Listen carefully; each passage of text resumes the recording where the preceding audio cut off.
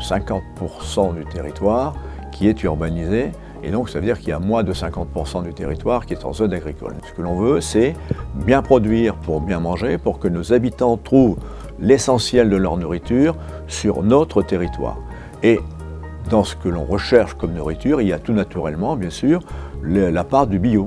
On s'est très vite aperçu qu'on était dans un domaine où il y avait toujours un caractère conflictuel entre le producteur et le consommateur, et même à l'intérieur des consommateurs qui, pour certains, rejetaient le bio en disant « c'est pas vrai, c'est pas possible » ou « ça coûte trop cher » ou voilà, il y avait un tas d'interrogations négatives sur ce sujet-là.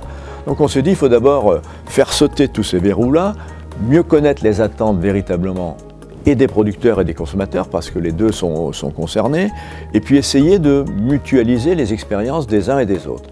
On a donc engagé ce qu'on appelle une concertation territoriale avec l'ensemble des acteurs du territoire. Le but était de créer des espaces de dialogue où chacun pouvait s'exprimer et on pouvait répondre. Le on, c'est un on collectif, c'est pas celui de la CAD, où on pouvait répondre à ces interrogations que les uns et les autres pouvaient avoir.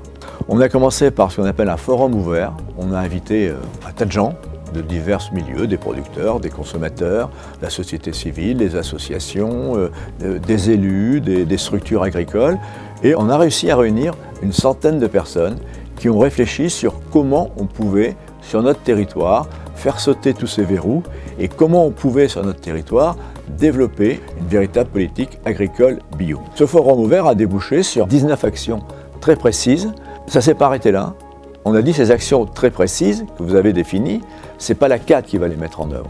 Parce qu'on n'est pas sur un projet communautaire, on est sur un projet de territoire, on est sur un projet de développement de l'agriculture biologique territoriale. On a donc eu une deuxième réunion et une deuxième réflexion où on a réuni l'ensemble des acteurs qui pouvaient intervenir et chacun a défini quel serait son domaine d'action. C'est-à-dire que les 19 actions qui avaient été définies, chacun des acteurs en a assuré une ou deux ou trois en maîtrise d'ouvrage. On a aussi un rôle de financement de certaines de ces actions. On va financer une partie de ces actions, mais nous aussi nous allons assurer la maîtrise d'ouvrage d'un certain nombre d'opérations pour participer à l'élaboration de ce plan territorial de développement de l'agriculture biologique.